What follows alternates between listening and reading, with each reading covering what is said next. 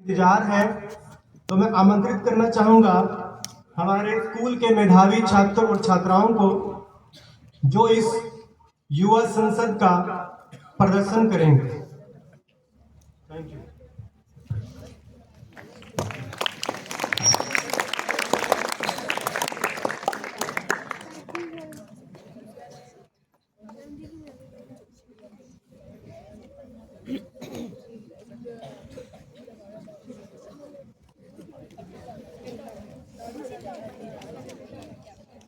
माननीय सभासदों, माननीय अध्यक्ष महोदय जी,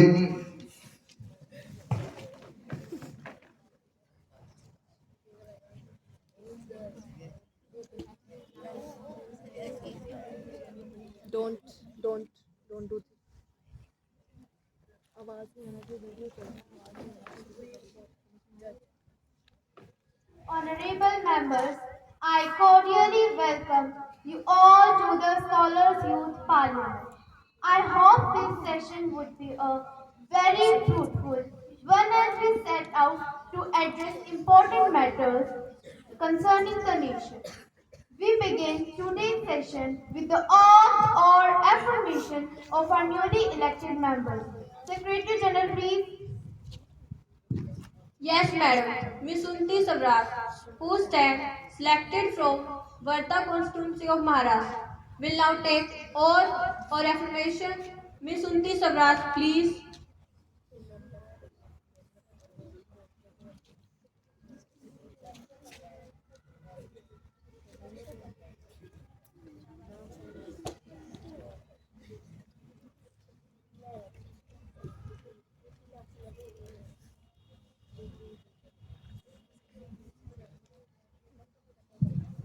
Do you want to take oath or affirmation?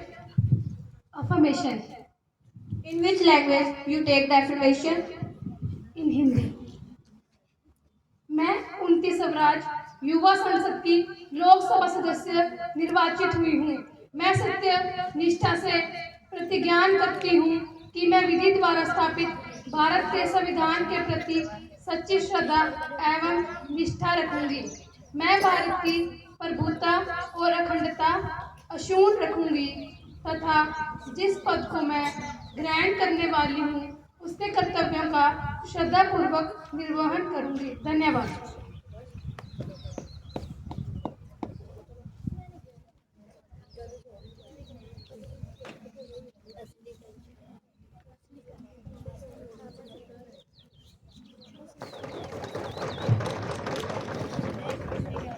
Miss Kritika Yadav, who stand elected from Mysore constituency of Karnataka, will now take oath or affirmation. Miss Kritika Yadav, please.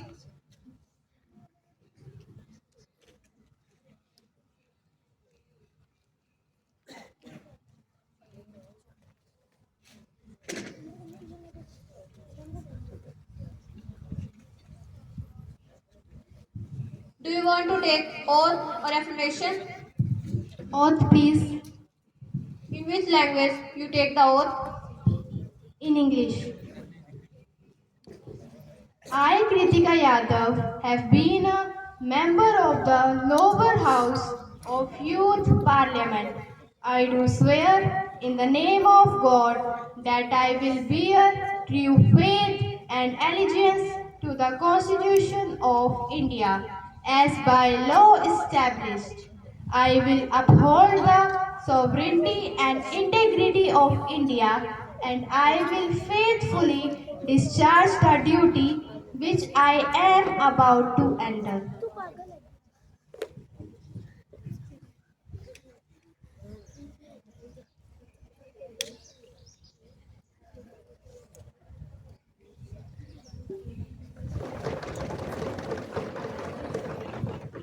Mr. Satyam Sharma, who stand elected from Balsor constituency of Odisha, will now take oath or affirmation. Mr. Satyam Sharma, please.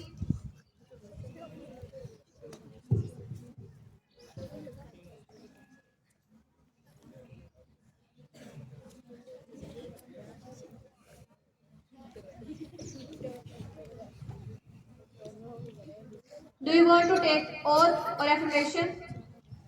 Oath, please. In which language you take the oath? In Sanskrit. अहम सत्यम शर्मा युवा संसदस्य लोकसभाया सदस्य निर्वाचित निश्चय ही परमेश्वर नाम नपे यत् अहम भारत संविधान प्रति सत्यम श्रद्धा निष्ठा च दृश्य यत् अहम भारत संपूर्ण प्रभुत्व संपन्नताम अखंडताम च रक्षयामि तथा यत् पदम गतम अहम उदस्यम तस् कर्तव्यानि श्रद्धापूर्वकं निर्वक्ष्यामि.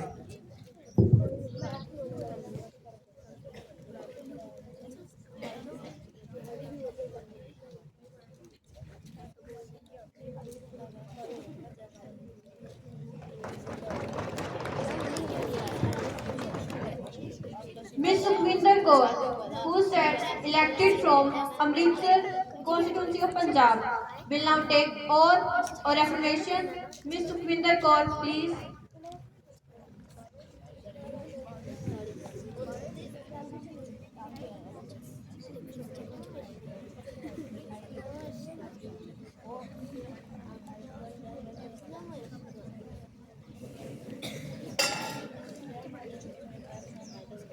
Do you want to take oath or affirmation? In which language you take the affirmation? इन पंजाबी. मैं जो लोक सभा दी मैंबर चुनी गई हाँ सच्चे दिलों प्रतिज्ञा करती हाँ कि मैं कानून द्वारा स्थापित भारत के संविधान के प्रति सच्ची निष्ठा ਅਤੇ ਸ਼ਰਧਾ ਰੱਖਾਂਗੀ ਕਿ ਮੈਂ ਭਾਰਤ ਦੀ ਪ੍ਰਭੂਸੱਤਾ ਅਤੇ ਅਖੰਡਤਾ ਨੂੰ ਬਰਕਰਾਰ ਰੱਖਾਂਗੀ ਅਤੇ ਜੋ ਕਰਤੱਵ ਮੈਂ ਸੰਭਾਲਣ ਵਾਲੀ ਹਾਂ ਉਸ ਨੂੰ ਵਫਾਦਾਰੀ ਨਾਲ ਨਿਭਾਵਾਂਗੀ.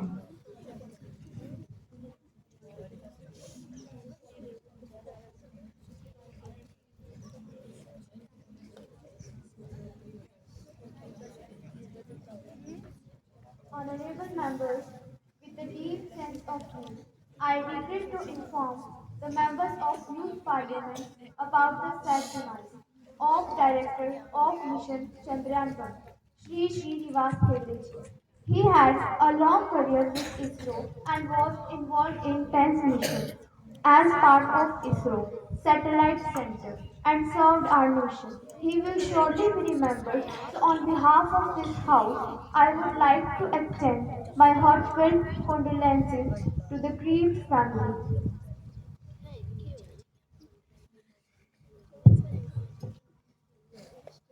माननीय अध्यक्ष महोदय जी, हमारे देश के पूर्व वैज्ञानिक श्रीनिवास हेगड़े जी के निधन से मुझे और मेरे सभी साथियों को बड़ा ही दुख पहुंचा है.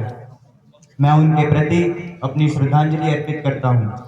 वह 3 दशकों से भी अधिक समय तक भारतीय अंतरिक्ष अनुसंधान संगठन से जुड़े रहे और भारतीय अंतरिक्ष कार्यक्रमों में उन्होंने अपना अभूतपूर्व योगदान दिया.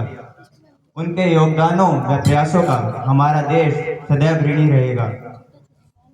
इस दुखद घड़ी में मैं उनके परिवारजनों और शुभचिंतकों के प्रति अपने सभी साथियों और अपनी तरफ से गहरी संवेदनाएं व्यक्त करता हूं और आशा करता हूं कि ईश्वर उनकी आत्मा को शांति प्रदान करेंगे. ओम शांति शांति शांति.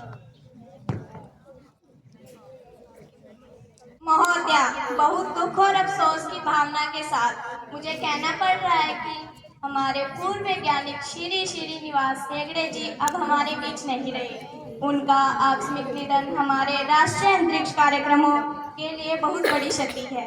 उन्होंने अंतरिक्ष क्षेत्र में अपना महत्वपूर्ण योगदान दिया. वह कई महत्वपूर्ण मिशनों के भागीदार भी रहे. उनके किए गए हर कल्याणकारी कार्य को हमारा पूरा देश याद करेगा. इस दुखद घड़ी में उनके प्रियजनों के प्रति मैं और मेरे साथियों के आंतरिक हृदय से उन्हें विनम्र श्रद्धांजलि अर्पित करती हूँ. ईश्वर उनकी आत्मा को शांति प्रदान करे. ओम शांति शांति शांति. महोदया, मैं आपके प्रधानमंत्री जी एवं सदन के नेताओं द्वारा समर्पित श्रद्धांजलि में स्वयं को संयोजित करता हूँ. मैं समस्त विपक्ष की ओर से उनकी दिवंगत आत्मा को श्रद्धांजलि अर्पित करता हूँ एवं ईश्वर से प्रार्थना करता हूँ कि वह उनके परिवार को इस क्षति को सहने की शक्ति प्रदान करें. सदस्यगण अपना गहरा शोक प्रकट करने के लिए कुछ क्षणों के लिए मौन खड़े होंगे.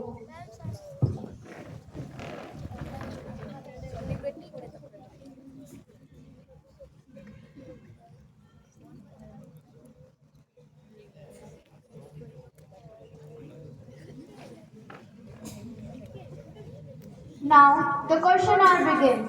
Question number 101, Miss Arunita Chaudhary. बड़े कहते थे लिखो ये विषय की तैयारी, पर किसे पता था इतनी मेहनत के बाद भी सिर्फ बेरोजगारी ही हाथ आती है।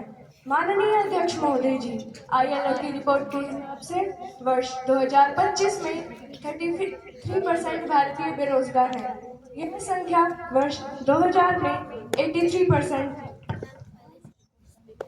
माननीय अध्यक्ष महोदय जी, मैं आपके माध्यम से माननीय प्रधानमंत्री जी से आखिर यह जानना चाहूंगी कि बढ़ती बेरोजगारी दर को कम करने के लिए आखिर अब तक क्या कदम उठाए गए हैं। Labor and Employment Minister, Mr. Kriship Sharma, please. माननीय अध्यक्ष महोदया जी, यह बात सत्य है, हमारे देश से बेरोजगारी पूर्ण रूप से समाप्त नहीं हुई है, परंतु हमारी सरकार इसको कम करने के लिए अनेक कारगर उपाय लगातार किए जा रही है। सरकार ने बजट 2024 से 2025 में 5 वर्ष की अवधि में 4.1 करोड़ युवाओं को रोजगार दिए हैं। रोजगार सृजन सरकार की प्राथमिकता है। विभिन्न क्षेत्रों में लाखों नौकरियां प्रदान की गई हैं। मेक इन इंडिया पहल ने 2025 तक 1 करोड़ से ज्यादा युवाओं को नौकरियां दी और सरकार ने इसमें अपना बहुत ही महत्वपूर्ण योगदान दिया है। Any supplementary question? जी महोदया, ना इधर की बात हो ना उधर की बात हो, जनता बेरोजगार है जनाब, पहले निवालों की बात हो।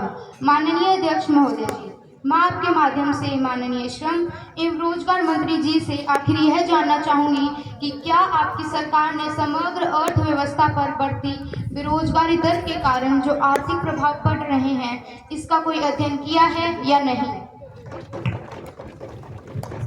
Concern minister please. माननीय अध्यक्ष महोदया, मैं आपके माध्यम से सदन को अवगत कराना चाहूंगा कि हमारी सरकार द्वारा शुरू किए गए मिशन में 10 लाख लोगों की भर्तियां ली जा चुकी हैं। अनुमानित आंकड़ों के अनुसार 40 लाख केंद्रीय पदों में केवल 9 लाख स्वीकृत पद ही खाली हैं। और यदि मेरे विपक्ष के मित्र को ऐसा लगता है कि हमारी सरकार ने बढ़ती बेरोजगारी को कम करने के लिए कोई प्रयास नहीं किए हैं, तो मैं उनकी ज्ञान वृद्धि हेतु बताना चाहूंगा कि हमारी सरकार ने कई नीतियां शुरू की हैं, जैसे प्रधानमंत्री कौशल विकास योजना, startup India scheme, make in India scheme और हाल ही की रिपोर्ट के अनुसार शहरी बेरोजगारी दर 8.55% से घटकर 7.93% हो गई है। Question number 102, miss Ankita Trivedi. जिंदगी का हाल खस्ता है हमारे देश में, कि जिंदगी का हाल खस्ता है हमारे देश में, दूध महंगा और खून सस्ता है हमारे देश में। माननीय अध्यक्ष महोदय जी, मैं आपके माध्यम से सदन में यह सूचित कर देना चाहती हूँ कि आज के इस दौर में बढ़ती महंगाई और घटती कमाई के चलते लोगों को आधार कार्ड की नहीं बल्कि उधार कार्ड की आवश्यकता है। महोदया, GST लगाकर इस सरकार ने देश की थाली इकोनॉमिक्स, फूड इन्फ्लेशन को बिगाड़ कर रख दिया है। आलू, प्याज, टमाटर, दूध, दही या डेली यूज का कोई भी प्रोडक्ट हो, आज उन सबके दाम स्काईरॉकेटिंग है और देश की थाली इकोनॉमिक्स वो 10% के बीच से 17% के बीच पूरे वित्तीय वर्ष में मंडरा रही है। महोदया, मेरा प्रश्न माननीय वित्त मंत्री जी से यह है कि आपकी सरकार ने देश की खाद्य मुद्रास्फीति को नियंत्रित करने के लिए अब तक क्या कदम उठाए हैं? Finance minister miss Nirmala Sitharaman please.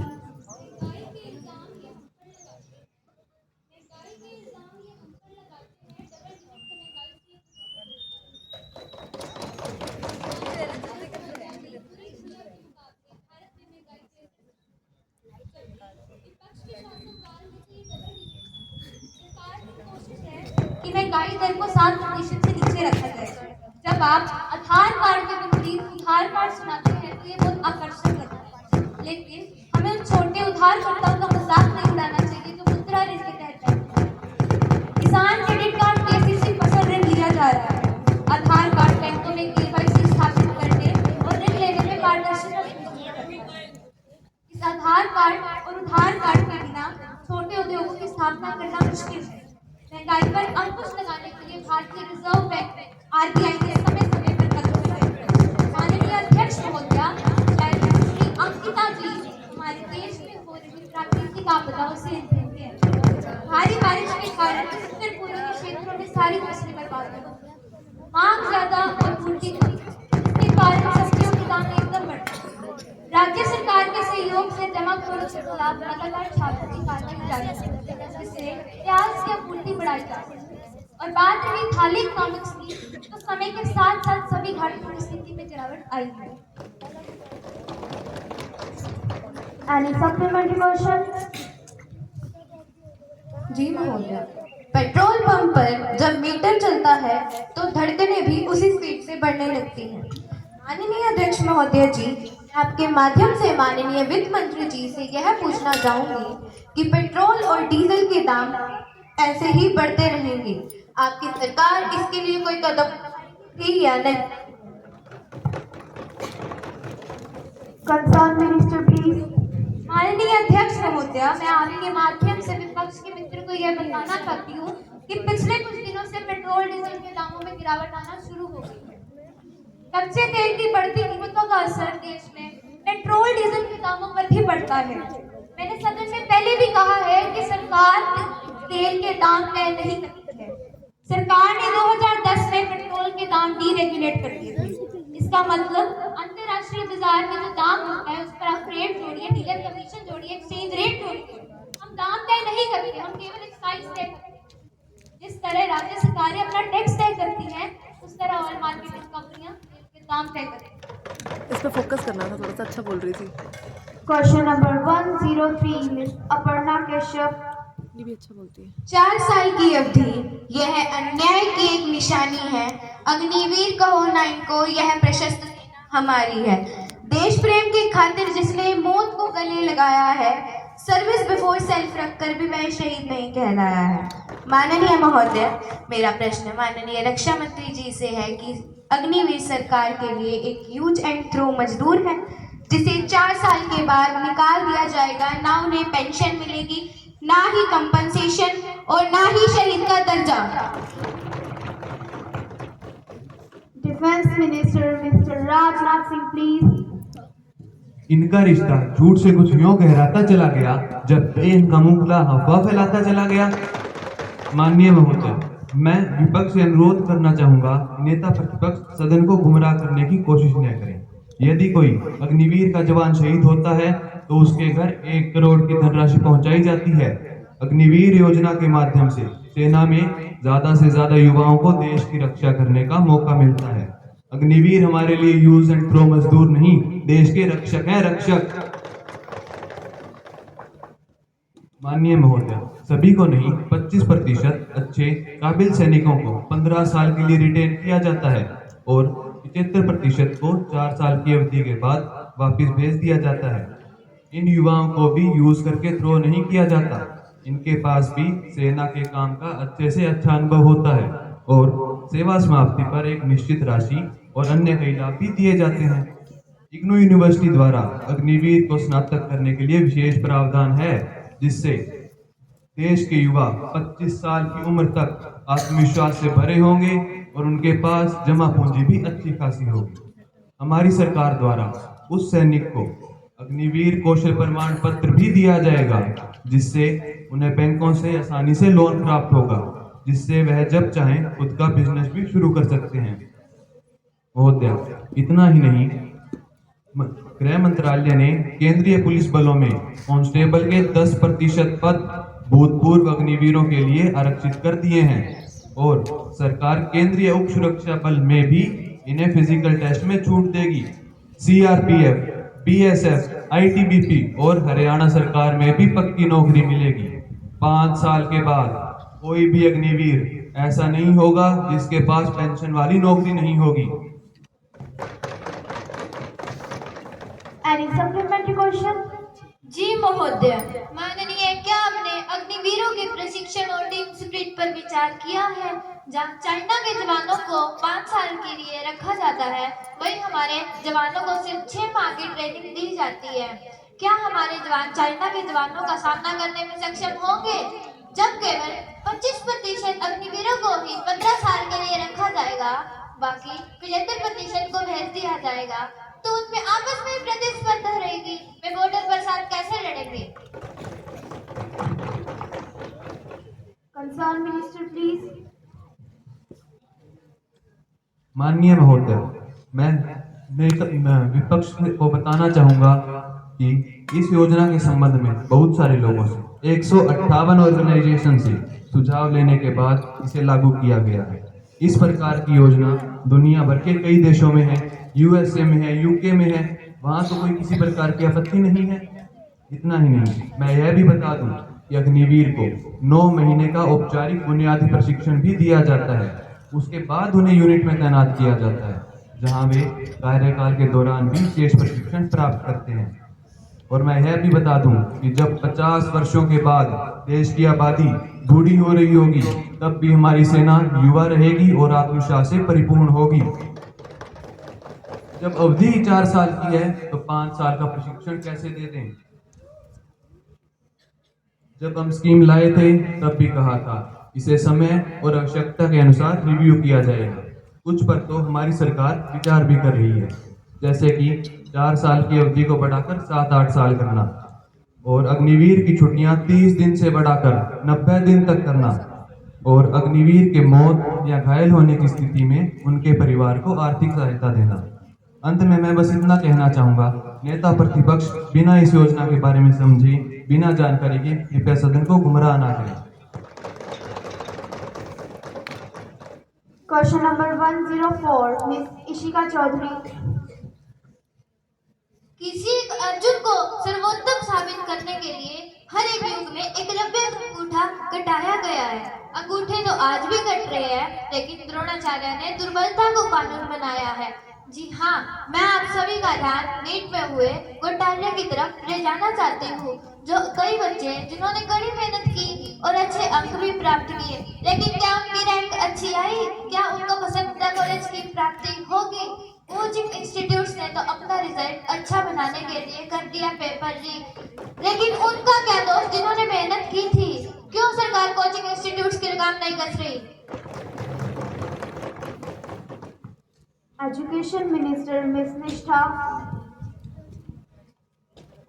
महोदय, अगर आप लगाम कसने की बात कर रही हैं, तो मैं आपको यह सूचित करना चाहूंगी कि सभी कोचिंग सेंटर सरकार के निरीक्षण के अंतर्गत आते हैं तथा सरकारी अधिकारी समय समय पर वहां जाकर चेकिंग भी करते हैं। शिक्षा मंत्रालय ने दिनांक 16 जनवरी 2025 तथा 16 जुलाई 2025 को राज्य और संघ राज्य क्षेत्र सरकारों को कोचिंग केंद्रों के विनियम के दिशा निर्देश जारी किए हैं।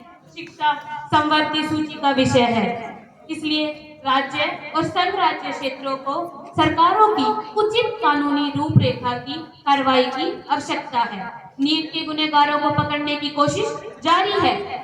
सुप्रीम कोर्ट के आदेश अनुसार कोई रीटेस्ट क्यों नहीं कराते? आपके जवाबों से होगा क्या? सदन में शांति बनाए रखें। जांच अभी भी जारी है। जो बच्चे गुनहगार पाए गए थे उनकी परीक्षा निरस्त कर दी गई है तथा वे बच्चे आगे जाके भी कभी नीट का एग्जाम नहीं दे पाएंगे। और जिन कोचिंग सेंटर का नाम पेपर लीक में आया है, उनकी कोचिंग भी सील कर दी गई है और आगे जाके इसके खिलाफ सख्त से सख्त कार्रवाई भी की जाएगी। Any supplementary question? जी महोदय, मेरा सवाल माननीय शिक्षा मंत्री जी से यह है कि कोचिंग संस्थान इतने जरूरी क्यों हो गए हैं? क्या यह शिक्षा व्यवस्था की कमी है? नीट में हुए घोटाले बच्चों का भविष्य खराब कर रहे हैं और कोचिंग इंस्टीट्यूट के खराब इंफ्रास्ट्रक्चर के कारण बच्चों की जानें जा रही है। दिल्ली के राजेंद्र नगर में 3 यूपीएससी एस्पिरेंट्स ने वोटर लॉगिंग के कारण अपनी जान गंवा दी। आखिर आपकी सरकार ने कोचिंग इंस्टीट्यूट के खराब इंफ्रास्ट्रक्चर को रेगुलेट करने के लिए क्या कदम उठाए हैं? Concern minister please. माननीय अध्यक्ष महोदय, मैं आपके माध्यम से विपक्ष को यह सूचित करना चाहूंगा कि कोचिंग पर निर्भरता का कारण सिर्फ इतना है कि बच्चों की मानसिकता बना दी गई है, जितनी अच्छी कोचिंग उतनी अच्छी रैंक। उदाहरण के लिए सलोनी वर्मा और अनन्या सिंह, जिन्होंने बिना कोचिंग के यूपीएससी, जी हाँ वही यूपीएससी जो विश्व की तीसरी सबसे कठिन परीक्षा है, उसे बिना कोचिंग के क्रैक किया है। निष्कर्ष पराशर, कल्पित वीरवाल और कार्तिकेय गुप्ता जैसे और भी कई लाखों बच्चे हैं। और इतना ही नहीं, उच्च शिक्षा हेतु CUET, JEE और नीट आदि प्रवेश परीक्षाएं बोर्ड स्तर की परीक्षाओं में अध्ययन किए गए मुख्य विषयों पर आयोजित की जाती हैं और बच्चों के पास इन परीक्षाओं में बैठने का भरपूर विकल्प भी होता है। विद्यार्थियों की सहज समझ के लिए CUET, JEE और नीट 13 भारतीय भाषाओं में उपलब्ध है। JEE परीक्षाएं वर्ष में 2 बार आयोजित की जाती हैं तथा सर्वोत्तम रिजल्ट को ही मान्यता दी जाती है। उच्च शिक्षा के लिए सामग्री भी उपलब्ध है। शिक्षार्थियों के लिए विभिन्न शीर्षक और विषयों पर 10,000 घंटों से अधिक की सामग्री उपलब्ध है। इस प्लेटफॉर्म ने हाल ही में अंग्रेजी सहित 45 दिवसीय JEE क्रैश कोर्स का आयोजन भी किया, जिसका उद्देश्य गहन तैयारी और रिवीजन करवाना है। चलिए अब आते हैं दिल्ली के राजेंद्र नगर में, जहां 3 UPSC एस्पिरेंट्स ने वोटर लॉगिंग के कारण अपनी जान गंवा दी। तीनों बच्चों के घर वालों को मुआवजा भी प्रदान किया गया। से जानने रास्ते महोदय, लेकिन माननीय सदस्य, ऐसे हादसे भविष्य में दोबारा ना हो, इसके लिए हमारी सरकार लगातार कदम उठा रही है। सबसे पहले ड्रेनेज सिस्टम को बेहतर करने की कोशिश की जाएगी, कोचिंग की इंफ्रास्ट्रक्चर को भी सुधारने की कोशिश की जाएगी और साथ ही सभी कोचिंग में बेसमेंट की सुविधा को पूरी तरह से बैन कर दिया जाएगा। धन्यवाद। Question number 105, miss Kritika Yadav please. माननीय अध्यक्ष महोदया जी, मैं आपके माध्यम से माननीय विदेश मंत्री जी से यह पूछना चाहूंगी, क्या माननीय विदेश मंत्री जी यह बताने की कृपा करेंगी कि क्या सरकार ने विदेशों में पढ़ने वाले भारतीय छात्रों के विभिन्न मुद्दों पर ध्यान दिया है? यदि हाँ, तो उससे संबंधित ब्यौरा क्या है? क्या सरकार ने विदेशों में पढ़ने वाले भारतीय छात्रों के विभिन्न मुद्दों की निगरानी हेतु कोई प्रभावी प्रणाली स्थापित की है? यदि हाँ, तो उससे संबंधित ब्यौरा कृपया इस सदन में प्रस्तुत करें। External affairs minister please. हमारे देश के महान राजनीतिज्ञ एवं विचारक ने कहा है कि भारत कोई भूमि का टुकड़ा नहीं बल्कि जीता जागता राष्ट्र है। उन्होंने यह भी कहा है कि यह वंदन की धरती है, अभिनंदन की धरती है, यह अर्पण की भूमि है, यह तर्पण की भूमि है। इसकी नदी नदी हमारे लिए एक गंगा है, इसका कंकड़ कंकड़ हमारे लिए शंकर है। हम जिएंगे तो इस भारत के लिए, मरेंगे तो इस भारत के लिए, और मरने के बाद भी गंगा जल में बहती हमारी अस्थियों को जब कोई कान लगाकर सुनेगा तो एक ही आवाज आएगी, भारत माता की जय, भारत माता की जय। माननीय अध्यक्ष महोदया जी, मैं आपके माध्यम से मेरे विपक्षी मित्र द्वारा पूछे गए प्रश्न का जवाब देना चाहूंगी कि विदेशों में पढ़ने वाले भारतीय छात्रों का कल्याण भारत सरकार की सर्वोच्च प्राथमिकताओं में से एक। जहां भी भारतीय छात्र विदेशों में विश्वविद्यालयों में नामांकित होते हैं, भारतीय मिशन तथा पोस्ट उनसे नियमित रूप से संपर्क में रहते हैं तथा नियमित बातचीत के लिए संबंधित विश्वविद्यालयों के शैक्षणिक संस्थानों का दौरा भी। विद्यार्थियों से प्राप्त किसी भी शिकायत का जवाब call working, email, social media जैसे विभिन्न माध्यमों से। और महोदया, यदि विद्यार्थियों के साथ कोई अप्रिय घटना हो भी जाती है तो उस मामले को तुरंत मेजबान देश के संबंधित अधिकारियों के समक्ष उठाया जाता है ताकि यह सुनिश्चित किया जा सके कि उस मामले में उचित जांच और अपराधियों को दंड प्रदान करें। यही नहीं, माननीय मित्र, यह भी बताना चाहूंगी कि आपातकालीन की स्थिति में हमारी सरकार विदेशों में पढ़ने वाले भारतीय छात्रों को अपने देश सुरक्षित वापस लाती है और हाल ही में भारत सरकार द्वारा वंदे भारत मिशन, ऑपरेशन गंगा और ऑपरेशन अजय जैसे विभिन्न अभियानों के तहत विदेशों में पढ़ने वाले भारतीय छात्रों को सुरक्षित अपने देश वापस। तो माननीय अध्यक्ष महोदय जी, मैं आशा करती हूँ कि मेरे विपक्षी मित्र द्वारा पूछे गए प्रश्न का जवाब उन्हें मिल गया होगा। धन्यवाद।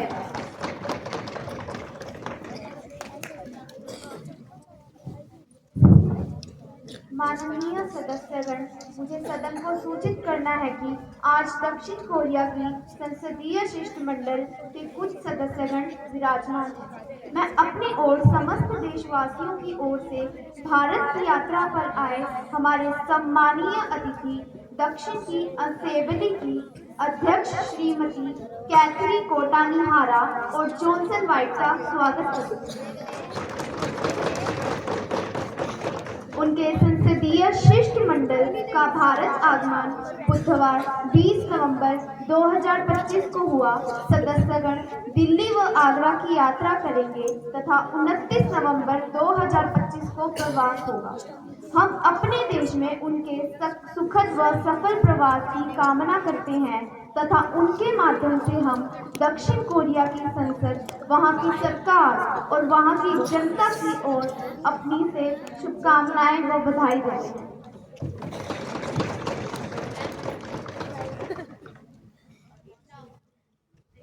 Now, the introduction of the bill. The Minister of Home Affairs will introduce the three important criminal law bill. भारतीय न्याय संहिता 2025, भारतीय नागरिक सुरक्षा संहिता 2025 एवं भारतीय साक्ष्य अधिनियम 2025 that already have been introduced in last session. Now, this session will include an initial consideration of these three important criminal law bills, including their presentation and opportunity for debate. Let us proceed with the bill. Yes, Minister, please. माननीय अध्यक्ष महोदय, हमें गर्व है कि भारतीय लोकतंत्र विश्व की सबसे सशक्त, विस्तृत एवं अनुकरणीय लोकतांत्रिक व्यवस्था है, जो हमारे देश के सभी नागरिकों को न्याय प्रदान करने में मदद करती है। सभी नागरिकों को किसी भी तरह के आर्थिक, सामाजिक, शैक्षिक एवं सांस्कृतिक भेदभाव से परे रखती है और उन्हें समानता, समानता एवं सहभागिता के समान अवसर प्रदान करती है। माननीय अध्यक्ष महोदय, हमारे देश को आजाद हुए लगभग 70 वर्ष पूरे हो चुके हैं, फिर भी हमारे देश में ऐसे कानून आज भी मौजूद हैं जो हमें ब्रिटिश औपनिवेशिक सत्ता की क्रूरता की याद दिलाते हैं। इन 150 साल पुराने कानूनों की जगह 3 नए आपराधिक कानून लाए जाएं, जिसकी आत्मा, सोच और शरीर सब भारतीय है। सिवाय स्वदेशी न्याय व्यवस्था प्रणाली की दशकों पुरानी आकांक्षा अब इन 3 आपराधिक कानूनों पर दोबारा पूरी होने वाली है। जैसे एक मुर्दा लाश पड़ी है और उसके अंदर एक आत्मा आ जाती है तो वह जिंदा इंसान बन जाता है। ऐसे परिवर्तन हमारे कानून में लाए जाएंगे। माननीय अध्यक्ष महोदय जी, मुझे यह कहते हुए गर्व महसूस होता है कि अंग्रेजों द्वारा बनाए गए ऐसे 3 आपराधिक कानूनों को प्रतिस्थापित करने का अवसर मुझे मिला है। पूर्व प्रचलित 3 आपराधिक कानून Indian penal code 1816, code of criminal procedure 1898 and Indian evidence act 1872 को बदलकर 3 नए आपराधिक कानून लाए जाए। भारतीय संहिता 25, भारतीय नागरिक सुरक्षा संहिता 2025 एवं भारतीय साक्ष्य अधिनियम 2025 से प्रतिस्थापित करने का प्रस्ताव है। यह 3 कानून भारतीय न्याय व्यवस्था को मजबूत करने के साथ साथ न्याय प्रदान करने में तत्परता लाने में मदद करेंगे। इन कानूनों का मूल लक्ष्य नागरिकों को न्याय प्रदान करना है, जिसके तहत अपराधियों को दंड प्रदान करने का प्रयास किया जाए। माननीय महोदय जी, यह कानून बताते समय 18 राज्य सरकार, 16 हाई कोर्ट, 5 न्यायिक अकेडमी, 22 विश्वविद्यालय, 42 सांसद, लगभग 200 IPS अधिकारियों के साथ साथ कुल 3200 सुझावों को लिया गया। माननीय अध्यक्ष महोदय जी, अब मैं अपना पहला बिल भारतीय न्याय संहिता 2025 को विस्तृत रूप से पेश करना चाहूँगी, जो इंडियन पीनल कोड 1860 को प्रतिस्थापित करता है। इस कानून में नागरिकों को न्याय प्रदान करने में तत्परता लाने के लिए कुछ महत्वपूर्ण नियम बनाए गए हैं, जैसे कि पहले प्रचलित आईपीसी के 511 धाराओं को बदलकर 358 कर दिया गया है। समाज में महिलाओं, बच्चों और फिर शारीरिक अपराधों को प्राथमिकता दी गई है, क्योंकि यह सुनिश्चित करना इन कानूनों की प्राथमिकता है कि हम इसे नागरिकों के सुरक्षा से जोड़ कर रखें। मानवता न्याय के तहत जहां धारा 302 था, उसे वरीयता देकर 101 कर दिया गया है। भारतीय न्याय संहिता 2025 में मोह निश्चित को जगह दी गई है। इसके तहत मृत्यु दंड तक की सजा दी जाएगी। माननीय अध्यक्ष महोदय जी, जब ब्रिटिश शासन था तो राष्ट्रद्रोह कानून के तहत रानी के खिलाफ कोई आवाज नहीं उठा सकता था। यदि ऐसा कोई करता तो उसे फांसी पर चढ़ा दिया जाता था। राष्ट्रपिता महात्मा गांधी, लोकमान्य बाल गंगाधर तिलक, वीर सावरकर और कई अन्य गणमान्य व्यक्ति वर्षों तक जेल में रहे हैं। लेकिन नए कानून में राजद्रोह की धारा 124A को पूरी तरीके से समाप्त कर दिया। शासन के खिलाफ कोई भी बोल सकता है, लेकिन देश के खिलाफ कोई नहीं बोल सकता। देश के खिलाफ बोलने पर, देश के हित को नुकसान पहुंचाने पर, उसके खिलाफ कुछ भी करने पर देशद्रोह कानून के तहत कड़ी से कड़ी सजा का प्रावधान बनाया गया है।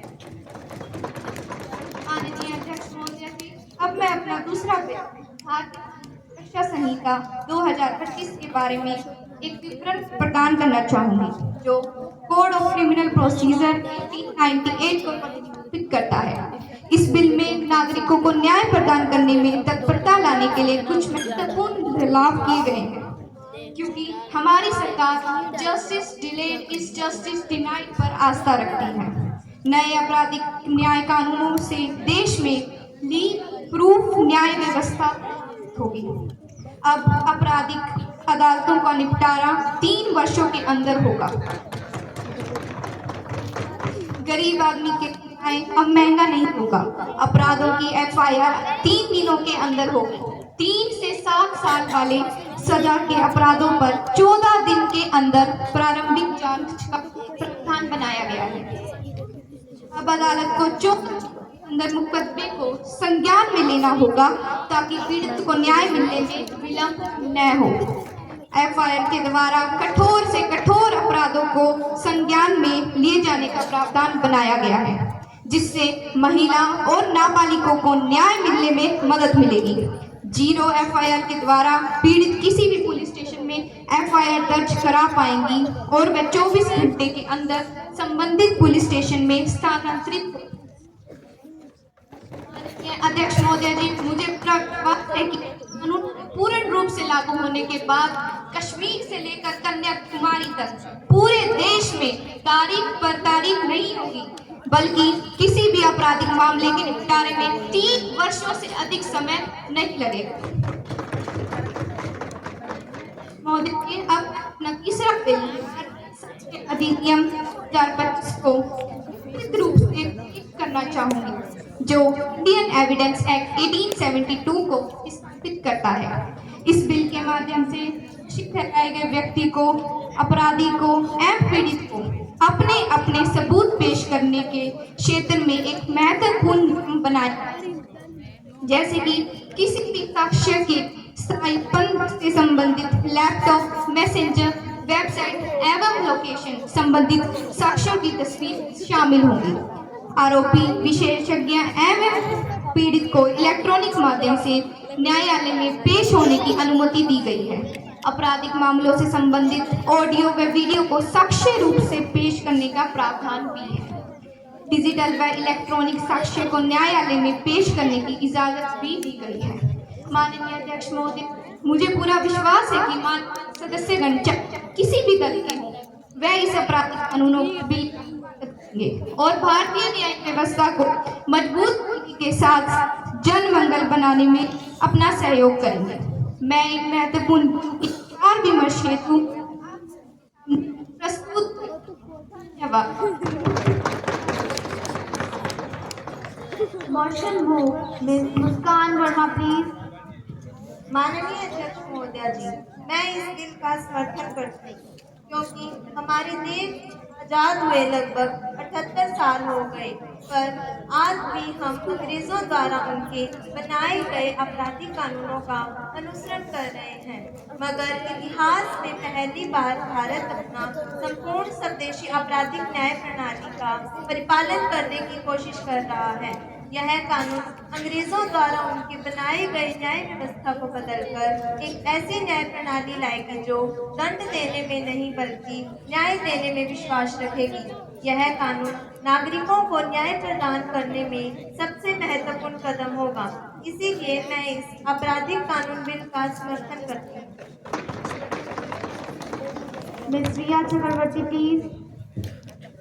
माननीय अध्यक्ष महोदया जी, मैं इस आपराधिक कानून बिल का समर्थन करती हूँ क्योंकि इस कानून में न्यायिक व्यवस्था के लिए नागरिकों की सुरक्षा के लिए महत्वपूर्ण कदम उठाए गए, जिससे न्यायिक व्यवस्था में सुधार लाने की कोशिश की गई है। यह कानून पीड़ित और अपराधी को अपने अपने पक्ष रखने के लिए समान अवसर प्रदान करता है। यह कानून आधुनिक तकनीक को ज्यादा महत्व देता है, जो इस कानून को आधुनिक न्याय व्यवस्था बनाने में मदद करेगा। इसलिए मैं इस आपराधिक कानून बिल का समर्थन करती हूँ। Opposition member, Mr. Balraj Sidhu, please.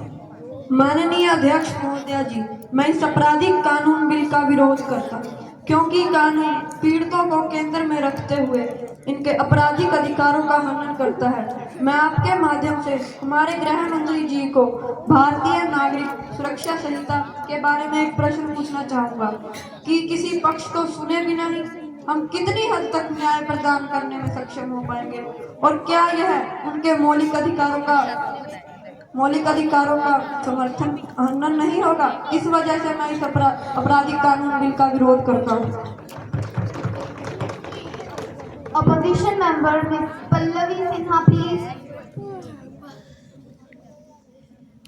माननीय अध्यक्ष महोदय जी, मैं आपके माध्यम से आदरणीय गृह मंत्री जी से यह प्रश्न पूछना चाहती हूँ कि आज के आर्टिफिशियल इंटेलिजेंस और मशीन लर्निंग के युग में ऑडियो एवं वीडियो को साक्ष्य मानने का प्रावधान कितनी हद तक विश्वसनीय है, क्योंकि नई टेक्नोलॉजी के सहारे प्रमाणों के साथ बनावटी कहानी बनाई जा सकती है। यह कानून हद से ज़्यादा टेक्नोलॉजी के ऊपर विश्वास रखता है, जो भविष्य में एक चिंता का कारण बन सकता है। इसीलिए मैं इस आपराधिक कानून बिल का समर्थन नहीं कर सकती। Leader of the opposition, please. माननीय अध्यक्ष महोदया जी, मैं अपने गृह मंत्री के इस महत्वपूर्ण के लिए सराहना करता हूँ, मगर हमारे मित्र जो डिजिटल रिकॉर्ड्स के बारे में इतना बात कर रहे हैं, जहाँ हमारे देश में डिजिटल साक्षरता केवल 38% है, ग्रामीण इलाकों में सिर्फ 25%। वहाँ क्या यह कारगर सिद्ध होगा? क्या किसी अपराधी की दया याचिका किसी तीसरे पक्ष द्वारा निवेदन करने से वंचित करना फलदायी होगा? अतः मैं सरकार से यही निवेदन करूंगा कि इस आपराधिक कानून बिल को पारित करने से पूर्व जनता थाने एवं न्यायालय को तकनीकी रूप से जागरूक करे, जिससे नागरिक इस आपराधिक बिल का सही प्रयोग कर पाए। इसलिए महोदया जी, निवेदन है कि इस आपराधिक कानून बिल को पारित करने से पूर्व जनता में डिजिटल साक्षरता लाई जाए। यदि जनता में डिजिटल साक्षरता लाकर इस बिल को प्रभावी बनाकर लागू किया जाए तो राष्ट्रहित। धन्यवाद। आगे से Prime Minister, please.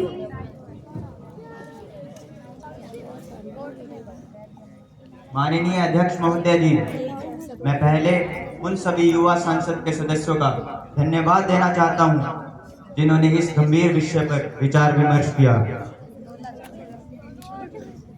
हम खुद को बड़ा ही खुश नसीब मानते हैं कि हम इस महत्वपूर्ण बिल का हिस्सा बने, जो नागरिकों की सुरक्षा के लिए बहुत ही महत्वपूर्ण कदम होगा।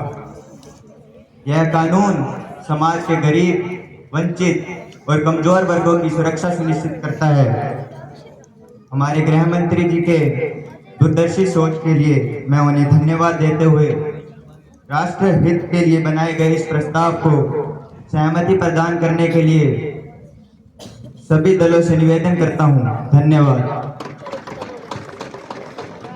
Home minister please. अध्यक्ष महोदय जी, मैंने माननीय सदस्यों द्वारा इस बिल के संबंध में व्यक्त की गई सभी आपत्तियों व संदेह को ध्यानपूर्वक सुना है। मैं आपके माध्यम से उन्हें आश्वासन देना चाहूंगी कि यह बिल उनकी सभी आपत्तियों व संदेहों को पूरी तरीके से निराकरण करेगा, जैसे कि जाति, धर्म एवं वर्ण से ऊपर रहकर हमारा संविधान हमें अपना पक्ष रखने का अधिकार प्रदान करता है और हमारी सरकार इसको लेकर काफी सजग है। और हमने अपने आपराधिक कानूनों में डिजिटल तथ्यों के भी प्रावधान रखे हैं, जिसकी सहायता से दोनों पक्ष अपना प्रमाण पेश कर पाएंगे। अध्यक्ष महोदय जी, मैं अपने मित्र को यह आश्वासन भी देना चाहूंगी कि हमारी सरकार इलेक्ट्रॉनिक साक्ष्य एवं उसके साथ छेड़छाड़ को बहुत गंभीरता से लेती है और हमने अपने संबंधित साक्ष्यों की जांच करने के लिए national forensic science centre, cyber expert, electronic expert and bureau of police research and development जैसे मान्यता प्राप्त स्थानों की सहायता ली है, जो इसकी तकनीक से परीक्षण करेंगे और कीमती देंगे जो पीड़ित को मदद करेंगे। अध्यक्ष महोदय जी, मैं आपके माध्यम से यह बताना चाहूंगी, डिजिटल साक्षरता बढ़ाने के लिए हम सरकार का प्रधानमंत्री डिजिटल साक्षरता अभियान के अंतर्गत ग्रामीण जनता को शामिल करके डिजिटल साक्षरता बढ़ाने की कोशिश की गई है। हमारी सरकार 97% थानों को कंप्यूटराइज करने में सक्षम हुई है। हमारी सरकार इसको एक चुनौती के रूप में स्वीकार करके इस पर खड़ा उतरने की कोशिश करेगी, जो कि पीड़ितों को न्याय दिलाने में बहुत मदद करेगा। माननीय अध्यक्ष महोदय जी, अगर अपराध करने वाला व्यक्ति को अपने पाप का एहसास नहीं है, अगर वो पश्चाताप नहीं करता है, तो उसे दया का कोई भी अधिकार नहीं है। दया का अधिकार उसी का बनता है जो अपने किए का पश्चाताप करता है। अगर कोई व्यक्ति आतंकवाद का कृत्य करता है और उसके लिए जेल जाता है, परंतु जो यह मानने को तैयार ही नहीं है कि उसने कृत्य किया है, तो उसे दया का कोई अधिकार नहीं है। मेरा सभी माननीय सदस्यों से निवेदन रहेगा कि इन बिल को सदन में प्रचंड बहुमत के साथ पारित करें। धन्यवाद। The question is that the bill to improve the criminal justice system in India to be taken into consideration. Those who are in favor will say aye. Aye. Those who are against will say no. I think ayes have it, ayes have it, ayes have it. The motion is adopted and the bill is passed. Home Minister, please. Honorable Speaker, Madam, I move the bill to be passed. The motion is adopted and the bill is passed. Those who are in favor will say aye. Aye. Those who are against will say no. I think ayes have it, ayes have it, ayes have it. The motion is adopted and the bill is passed. Now the House is adjourned to meet again on Friday at 11 a.m.